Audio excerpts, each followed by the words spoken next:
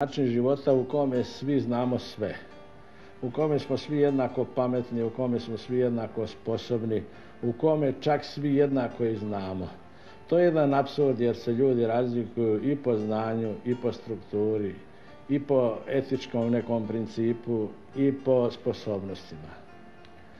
Baš zato što nema te podiobe na sposobne i nesposobne, nesposobni se osjećaju kao jedan sloj koji je zaštićen, a sposobni se osjećaju kao da su suvišni u ovom društvu. Često se može čuti, mediokriteti su favoriti. Pa jesu u jednoj takvoj situaciji, mediokriteti su favoriti, a naročito onda ako su kriteriji ili politički ili, rekao bi, familijarni, vezani za porodice.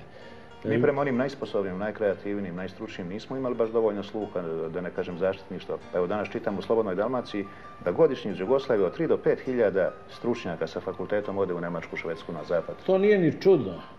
Nije to samo zbog toga što su kod nas male plaće, a tamo veće plaće. Mislim da je to pogrešno, nego je to zbog toga što tamo ima najprije jednu atmosferu, što je tamo potpuno siguran, što ga tamo procjenjuju uvijek i u principu bolji od njega, nikad ga tamo ne procjenjuje lošiji od njega. Međutim, kod nas je u principu stvorila situacija jedna da loši procjenjuju boljega. Dobro.